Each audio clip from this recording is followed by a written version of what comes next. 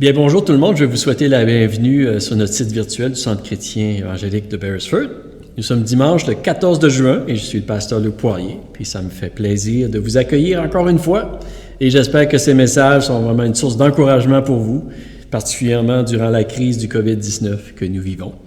Et pour ceux qui demeurent au Nouveau-Brunswick, dans la région de Beresford, nous débutons la réouverture de nos services ce dimanche-ci, en suivant bien sûr les consignes du gouvernement. Et si vous êtes dans la région, vous êtes en santé, vous êtes bienvenus de nous joindre. Nos services débutent à 10h30 le dimanche matin sur la rue principale à Beresford. Mais nous allons quand même continuer à présenter les messages sur nos médias sociaux afin que tous puissent en bénéficier et continuer de grandir dans leur foi en Dieu, puis dans la paix aussi avec Dieu. Et j'aimerais vous mentionner qu'à la fin de ce message, nous allons entendre une capsule de Doris Hébert pour honorer les gradués de l'année 2020. Et aussi, nous allons entendre un très beau chant de Stéphane Hébert. Fait que je vous encourage de demeurer jusqu'à la fin. Aujourd'hui, je veux partager un troisième message dans la série intitulée « Le vaccin de Dieu pour nous donner la vie ». Et oui, nous prions qu'un vaccin puisse être trouvé le plus tôt possible. Et le but d'un vaccin, bien sûr, c'est de préserver et de donner la vie. Et si quelqu'un trouve ce vaccin, il devrait le partager aux autres. Et comme je le mentionnais dans les dernières semaines, le cœur de Dieu, notre Créateur, c'est de nous donner la vie, la vraie vie, de nous guérir. La mission de Jésus était de venir donner la vie. Et la mission de l'Église, c'est de continuer la mission de Jésus, de partager la parole de vie, on pourrait dire le vaccin de Dieu. Et c'est exactement ce que je veux faire avec vous. Et en fait, vous savez, la Bible a été écrite dans le but que nous puissions croire que Jésus est le Fils de Dieu venu pour nous donner la vie, pour nous guérir. Et qu'en croyant en son nom, que nous ayons la vie. Et la semaine dernière, je vous partageais comment nous recevons le vaccin de Dieu. Et à travers le message de Jean-Baptiste que nous avons vu, vous savez, nous avons appris que nous le recevons par la repentance, qui veut dire un changement d'attitude envers Dieu, en reconnaissant notre besoin, oui, de Dieu dans notre vie et d'accepter que nous sommes pécheurs, mais en croyant aussi que Jésus est l'agneau de Dieu qui est mort pour nous et qui enlève nos péchés et qui nous donne la vie. Et lorsque nous venons dans cette attitude et cette foi-là envers Dieu, nous recevons l'injection du vaccin de Dieu par le Saint-Esprit qui vient en nous, nous donner une nouvelle vie. Et aujourd'hui, j'aimerais parler de la manière que ce vaccin agit en nous. Et nous allons découvrir un peu que ce vaccin, il agit un peu comme la lumière. Il y a des effets lumineux qui viennent dans notre vie. Et j'aime beaucoup la lumière.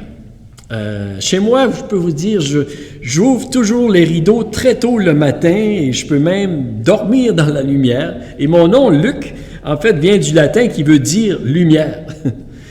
Et aujourd'hui, je veux vous parler de la lumière de la vie. Un jour, Dieu a créé la lumière et ensuite la vie.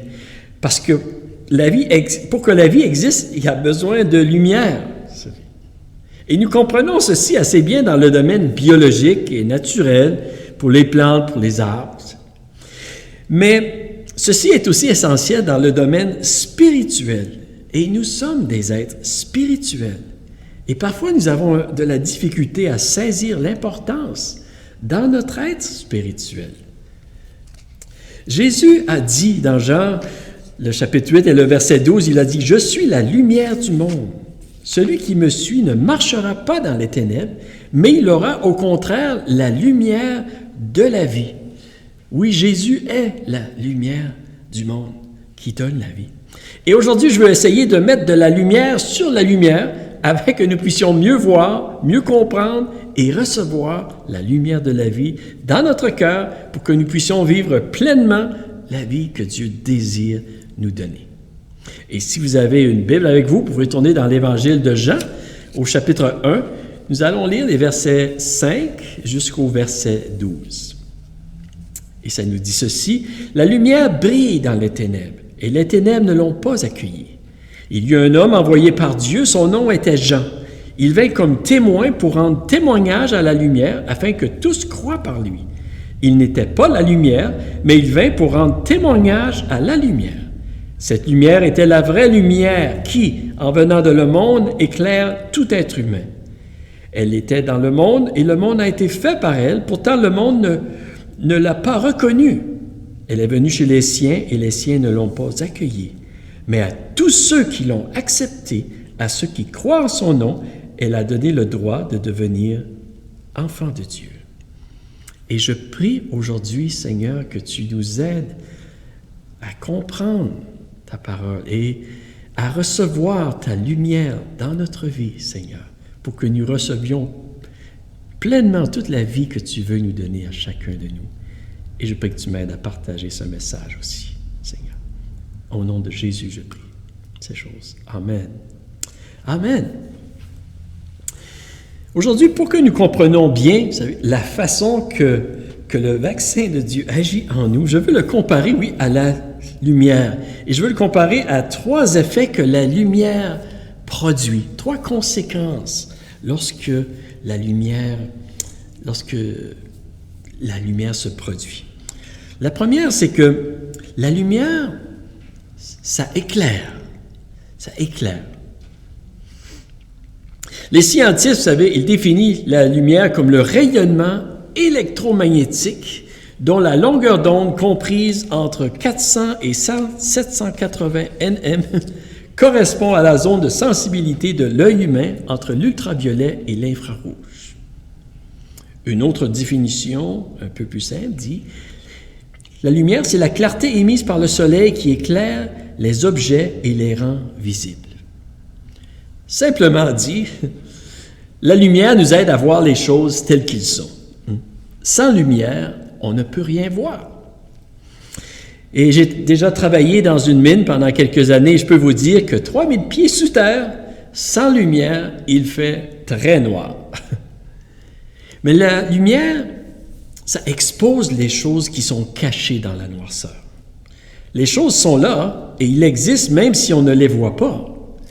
La lumière ne change pas la réalité, mais elle nous aide à voir la réalité des choses. Et lorsque la Bible parle de lumière, elle ne parle pas seulement d'une lumière physique, vous savez. Elle parle souvent d'une lumière spirituelle. Le terme grec « phos », traduit par « lumière », est utilisé 50 fois dans le Nouveau Testament. L'apôtre Jean l'utilise 32 fois dans ses écrits. C'est un sujet très important pour lui.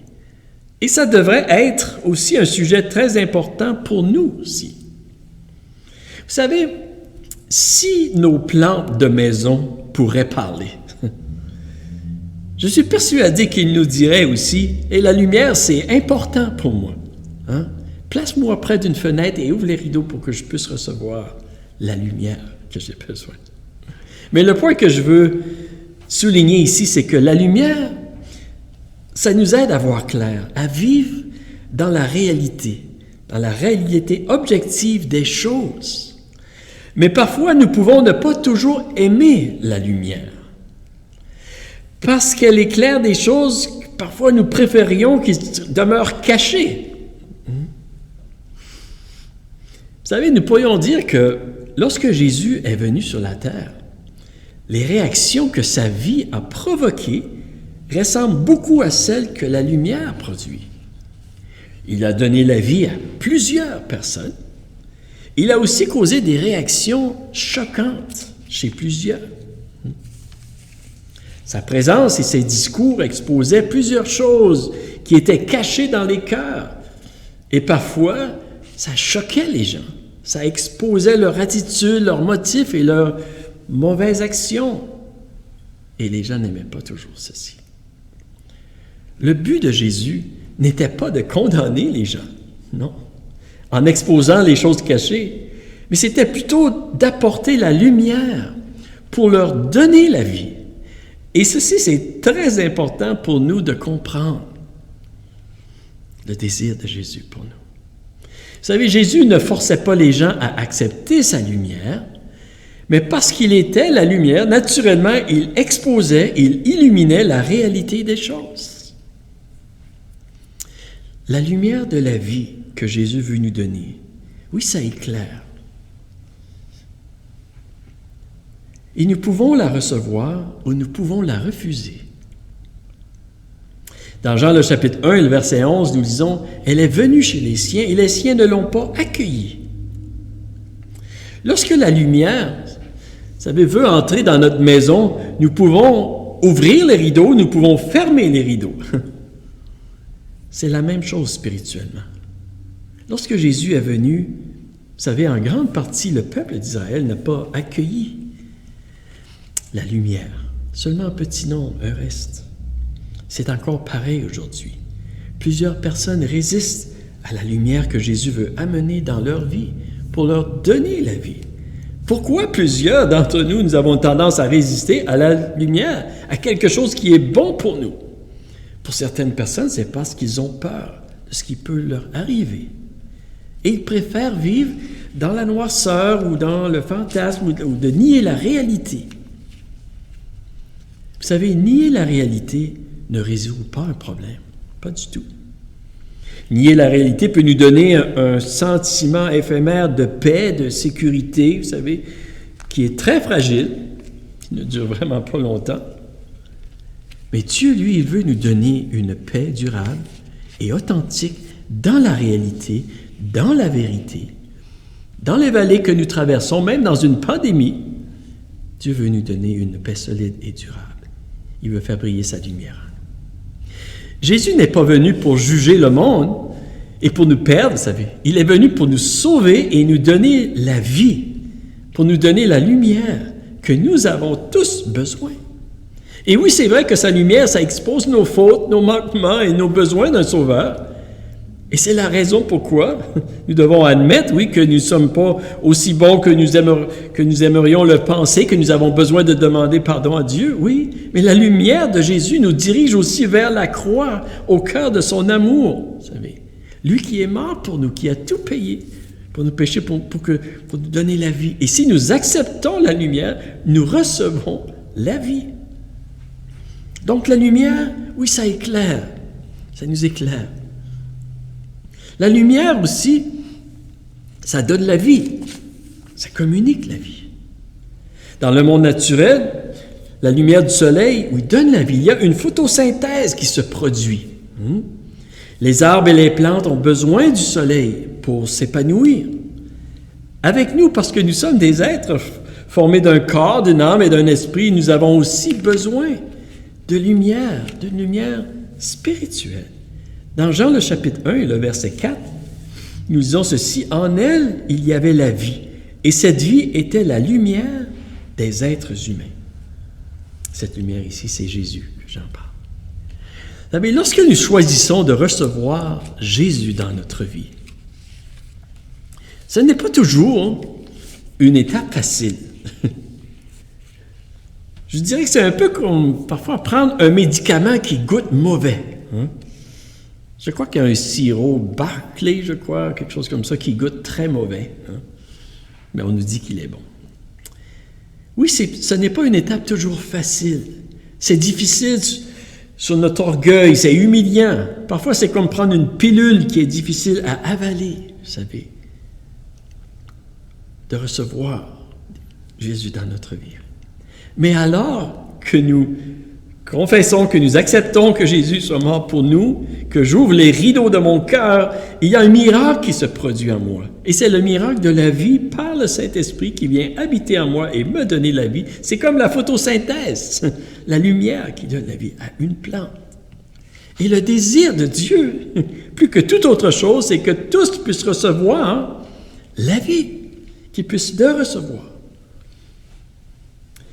Et le désir de Dieu pour nous, alors que nous lui ouvrons notre cœur, est que nous puissions continuer à recevoir cette lumière qui nous donne la vie et à s'épanouir. Le désir de Dieu, c'est que nous continuons à marcher dans la lumière et comme une plante qui continue de grandir, porter des fruits lorsqu'elle est exposée à la lumière, le désir de Dieu est que nous aussi, nous puissions continuer de grandir, de nous épanouir en portant des fruits pour la gloire de Dieu et pour notre bien aussi, notre bien-être. Lorsque nous plantons un jardin, habituellement, nous ne voulons pas seulement que les graines germent, nous voulons qu'ils grandissent, qu'ils se développent, qu'on ait des légumes, qu'il y ait des fruits. Ce n'est pas la fin, c'est pas fini. C'est comme un enfant qui naît, nous voulons qu'il se développe, qu'il mature. Dieu désire que l'on mature, que l'on soit affermi dans notre foi vraiment, que l'on connaisse la vraie vie. Pour que cette croissance se produise, nous avons besoin continuellement de lumière. Nous avons besoin de continuer à laisser la lumière entrer et pénétrer dans notre cœur, dans notre vie. Nous avons besoin de laisser les rideaux ouverts. Le psaume 119 et le verset 5 nous dit « Ta parole est une lampe à mes pieds, une lumière sur mon sentier. » Vous savez, Dieu, avec le Saint-Esprit, avec l'Esprit de Jésus qui est la lumière du monde, il utilise la parole de Dieu pour nous éclairer, pour nous communiquer la vie. La parole de Dieu, vous savez, ça nous donne de l'énergie, la confiance, de l'assurance, de la force et du courage, alors que nous la lisons, l'étudions avec l'aide de Dieu. Elle nous aide à voir clair dans nos situations, à prendre des bonnes décisions. Elle nous donne de la sagesse pour faire des bons choix. Elle nous protège des mensonges, des pièges et des déceptions autour de nous. Elle nous donne de la lumière. Dieu nous a laissé sa parole et son esprit pour notre bien et non pour limiter notre bonheur. Et nous avons le choix de recevoir sa lumière et en bénéficier ou de la refuser, de fermer les rideaux et se priver de cette lumière. Oui, c'est notre choix. Vous savez, Dieu, il est pour nous, il n'est pas contre nous. Mais oui, ce n'est pas facile de marcher dans la lumière, toujours. Et surtout, lorsque nous voulons cacher des choses ou que nous ne voulons pas faire du ménage, hein? Vous savez, parfois la lumière, ça peut être dérangeant, hein, parce que ça expose des endroits qui ont besoin de nettoyage. Ça peut être comme ça dans nos maisons, dans différents endroits, et dans notre vie aussi. Mais aussi longtemps, vous savez, que nous allons accepter la lumière de Dieu dans notre vie. Vous savez, nous allons toujours réaliser que nous avons besoin à des endroits d'améliorer, que nous avons besoin du pardon de Dieu. Mais c'est OK. Jésus nous dit, c'est correct. Parce qu'à la croix, j'ai payé pour tous tes manquements ou tes fautes. Et moi, je vais t'aider. Moi, je vais te changer. En acceptant la lumière, vous savez, nous allons être changés de plus en plus à la ressemblance de Jésus. Dans notre caractère, dans nos désirs, nous allons connaître la vraie liberté. Et c'est la vérité qui nous rend libres, vous savez. C'est la lumière qui nous rend libres. Nous allons connaître la vraie vie. Donc Jésus, la lumière du monde, il vient dans notre vie, oui, comme une lumière qui éclaire, mais aussi qui nous donne la vie. Il veut nous donner la vie. Et dernièrement, le vaccin de Dieu est comme un effet lumineux de cette façon, vous savez, comme une lumière. Et la lumière, elle fait disparaître la noirceur. Et dans l'Évangile de Jean, le chapitre 1, le verset 5, dans la version Sommer, il s'est traduit de cette façon, ça dit « La lumière brille dans les ténèbres et les ténèbres ne l'ont pas étouffée. » Le mot « étouffé », il est traduit dans d'autres versions par « reçu » ou « dominé »,« accueilli », mais c'est le mot « katalambano ».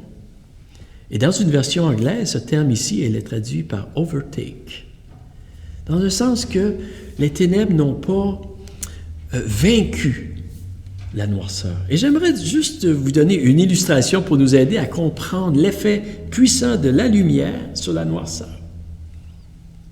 Si vous vous retrouvez dans une pièce sans lumière et que vous allumez une chandelle, qu'est-ce qui arrive? La noirceur se dissipe et il commence à faire clair, parce que la lumière est plus forte que la noirceur. Si vous êtes dans une pièce où il fait clair et vous apportez un peu de noirceur dans une boîte, lorsque vous ouvrez la boîte, est-ce que tout à coup, il fait noir? Non, il ne fait pas noir. Non, parce que la lumière est beaucoup plus forte que la noirceur. La lumière domine sur la noirceur. Et dans notre vie personnelle, lorsque nous recevons Jésus, vous savez que nous le laissons briller, sa lumière en nous, que nous l'invitons, sa lumière est plus forte que n'importe quelle noirceur qui pourrait se trouver en nous. Quelles que soient les chaînes et les liens qui ont pu me tenir dans une vie misérable, de confusion et de noirceur et peut-être d'esclavage, vous savez, dans des choses que je ne désire pas, la lumière est capable de surmonter la noirceur dans ma vie. Lorsque j'ai accepté de recevoir Jésus dans ma vie personnellement, il y a une lumière qui s'est allumée. Et j'ai commencé à voir et comprendre les choses d'une manière différente. Je ne comprenais pas tout, vous savez, mais quelque chose avait définitivement changé. Et il y avait de la noirceur qui commençait à se dissiper. Et alors que j'ai continué à marcher avec Jésus, sa lumière a continué d'éclairer des endroits dans ma vie. Et alors que je continue, aujourd'hui, il y a encore des choses que sa lumière éclaire. M'éclaire et Dieu me change. Et aussi longtemps, vous savez, que je garde les rideaux de mon cœur ouverts, c'est la façon que je l'exprime, je permets au Seigneur de m'éclairer, je reçois aussi la puissance de sa lumière, de sa présence, qui dissipe la noirceur dans ma vie et qui me donne la vraie vie. Et je sais qu'il n'y a rien de trop difficile pour le Seigneur pour me donner la victoire, parce que sa lumière est plus forte que la noirceur. Mais je dois continuellement lui demander qu'il me donne la force de garder mon cœur ouvert, mes rideaux ouverts. Et j'ai le goût, parfois, oui, de fermer les rideaux de temps en temps, comme vous, comme nous tous. Je demande, Seigneur, aide-moi de garder, Seigneur, les rideaux de mon cœur ouverts pour que ta lumière brille en moi. Et la lumière, elle est plus forte que n'importe quelle noirceur. Et je termine aujourd'hui, vous savez, en disant, voulez-vous recevoir la vie? Voulez-vous la vie? Voulez-vous recevoir, oui, le vaccin de Dieu? On le reçoit un peu comme une lumière qui vient éclairer notre vie. C'est une lumière aussi qui vient communiquer la puissance de la vie, et c'est une lumière aussi qui vient en nous et qui fait disparaître la noirceur. Nous devons le recevoir, le vaccin, comme une lumière. Et aujourd'hui, vous savez, nous avons tous le choix de recevoir ou de refuser la lumière de Dieu qui nous a envoyés par Jésus. Personne n'est obligé. Jésus n'oblige personne. Mais je vous encourage de le recevoir. Et vous savez, en fait, nous pourrions dire, même si nous avons de la difficulté à l'admettre, que nous recherchons tous la lumière, que nous sommes un peu tous comme une plante, vous savez, qui se tourne vers le soleil, hein, qui a cette tendance à toujours rechercher la lumière. Nous sommes un peu de cette façon. Nous cherchons quelque chose qui va nous satisfaire, nous rassasier, nous combler, nous donner la vie. Nous cherchons la lumière. Et il y a plusieurs choses que Dieu a créées dans notre monde, vous savez, pour notre bien, notre joie, notre bonheur. Hein? La terre en est remplie. Et merci Seigneur pour toutes les bonnes choses qui sont autour de nous. Et Dieu veut que nous en profitions, absolument. Mais avant toute chose, pour profiter pleinement de ce que Dieu nous a créé, vous savez, autour de nous, à l'intérieur de nous, il y a un besoin de lumière, la vie de Dieu. Et cette vie, elle vient par une relation avec Jésus-Christ. Avez-vous reçu cette lumière? Recevez-vous continuellement sa lumière pour vous épanouir? Vos rideaux sont-ils ouverts, les rideaux de votre cœur? C'est de cette façon que nous recevons le vaccin de Dieu. Et vous savez, quand nous acceptons de marcher dans la lumière, nos peurs disparaissent parce que nous avons l'assurance que Dieu est avec nous. Et le roi David a dit ceci dans le psaume 27, il dit « L'Éternel est ma lumière et mon salut, de qui aurais-je peur? » Voulez-vous ne plus avoir peur? Marchez dans la lumière. Marchons ensemble dans la lumière. Et vous savez, c'est un terme, la lumière, qui est utilisé souvent dans la philosophie, dans le Nouvel Âge, dans les religions orientales et mystiques. Oui, Parce que tout le monde cherche la lumière. Jésus est la vraie lumière qui éclaire tout temps. Recevez-le simplement. Gardez vos rideaux ouverts et vous aurez la vie. Nous aurons tous la vie en lui. Et je vais simplement prier à ce temps ici et ensuite je vais inviter Doris Hébert à venir. Seigneur, merci pour l'amour que tu as pour nous, Seigneur. Merci que tu veux nous donner la vie. Tu es venu, Seigneur Dieu, pour nous éclairer, toi la lumière. Et je prie que tu nous aides, Seigneur, à t'ouvrir notre cœur, t'ouvrir notre vie, Seigneur, simplement, humblement, et laisser ta lumière briller en nous, afin, Seigneur Dieu, oui, de nous donner la vie et de nous transformer aussi, Seigneur, pour que nous puissions profiter pleinement de la vie. Merci, Seigneur. Je te prie de m'aider, Seigneur, et d'aider tous ceux qui écoutent cette vidéo. Je te le demande, Seigneur, dans le nom de Jésus. Je prie. Amen. Amen. Et à ce temps-ci, je vais inviter Doris Hébert, qui va venir nous faire une présentation pour les gradués 2020. Et par la suite, Stéphane Hébert va nous interpréter un chant intitulé « I Will Rejoice ». Et j'en profite pour féliciter tous les gradués cette année 2020. Et je vous reviens tout à l'heure pour le mot de la fin et aussi une prière pour les gradués 2020. Au plaisir de vous revoir bientôt. Bonjour. Ça fait plus de 20 ans que je célèbre les gradués ici au Centre chrétien évangélique à Beresford. Durant ce temps de remise de diplôme aux gradués secondaires, collégiales et universitaires, ça me fait penser aux gens qui ont été une source d'encouragement pour moi dans ma vie. Ces gens étaient mes parents, mes enseignants, pasteurs, même une employée du centre d'emploi que j'ai croisée. Elle m'a encouragée de continuer mes études. Lorsque je pense quand j'allais à l'école puis au collège, je me souviens des journées lorsque je devais prendre un test ou un examen. C'était un peu stressant. Lorsque j'examinais mes notes par après, je regardais à mes fautes. Il fallait que je me motivais par les réponses que j'avais eues de bien. Puis ça m'encourageait de continuer. Être étudiant, c'est pas facile. Certains doivent aller étudier dans d'autres villes, d'autres provinces et même d'autres pays. Certains aussi ont des enfants à la maison qui doivent prendre soin. Mais aujourd'hui, je tiens à les honorer, les gradués, surtout cette année.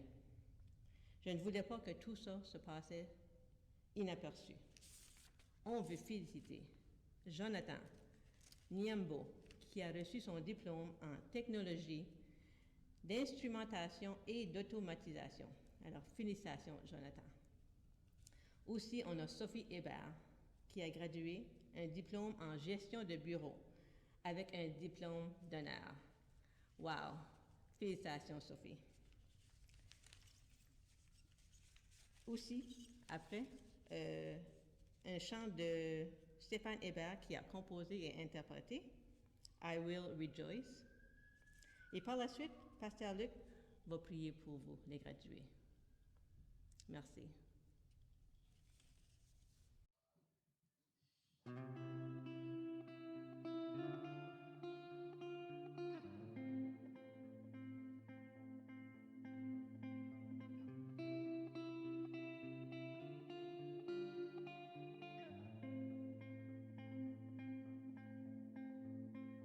With you, Lord, we have the right to live.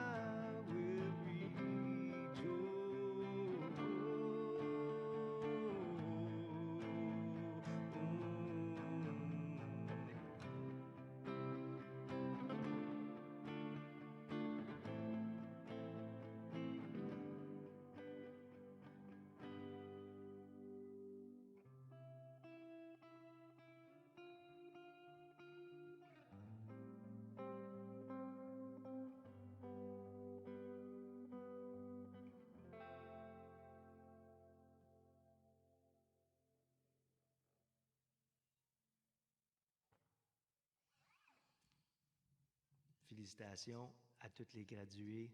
Lâchez pas. Vous êtes smart. Continuez comme ça. God bless. Bien, merci beaucoup, Doris, pour cette belle présentation. Et aussi Stéphane pour ce beau chant. Et encore une fois, félicitations aux gradués. Et puis, j'aimerais simplement prier pour vous ce temps-ci. Seigneur, merci pour la vie que tu nous donnes. Merci pour les projets que tu as pour nous aussi, Seigneur Dieu. Et pour ces gradués de l'année 2020, oui, pour Jonathan, pour Sophie, Seigneur, et pour tous les autres aussi qui ont gradué cette année. Ma prière, c'est que ta bénédiction et ta grâce, Seigneur Dieu, puissent les accompagner. Que par ta bonté, Seigneur, tu puisses les diriger dans les jours à venir, Seigneur. Que tu puisses pourvoir à leurs besoins. Que tu puisses les protéger dans les sentiers de la vie que tu as de préparer pour eux, Seigneur. Je te demande, Seigneur Dieu, de pourvoir de bons emplois et d'utiliser ces emplois-là pour le bien-être de notre communauté, Seigneur. Merci, Dieu. Et je prie que tu nous aides à être une source d'encouragement pour eux aussi, pour eux et pour tous les autres, Seigneur, que nous allons rencontrer dans les prochains jours, qui ont gradué. On te remercie de les avoir aidés à réussir, à accomplir, Seigneur Dieu, cette œuvre dans leur vie. On te remercie, Seigneur. Et c'est dans le nom de Jésus que nous avons prié. Amen. Bien, je vous souhaite une bonne semaine, tout le monde, et au plaisir de vous revoir bientôt.